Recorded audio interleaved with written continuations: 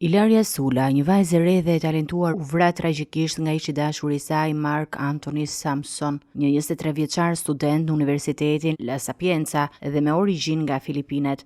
Mëngjesin e ditës që humbi kontaktin me familjet e saj, Ilaria u vra dhe trupi i saj u fshe në një valizhe shumë të vogël për ta mbajtur të tërën. Vrasësi transportoi trupin e saj 40 kilometra larg, ku më pas e hodhi thikën në një kazan plehrash. Hetimet janë ende në zhvillim, ndërsa hetuesit po analizojnë kamerat e sigurisë në zonë për të rindërtuar lëvizjet e tij pas ngjarjes.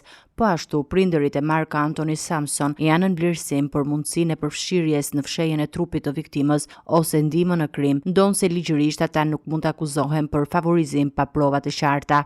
Samson ka refuzuar të përgjigjet për disa pyetje kyçe të prokurorisë lidhur me ngjarjen, ndërkohë autopsia e trupit të Ilaria Sulës pritet të ndihmojë për të sqaruar më tej rrethanat e vdekjes së saj. Hetimet vazhdojnë dhe pritet që familja e viktimës të marrë përgjigje për këtë tragjedi të rëndë.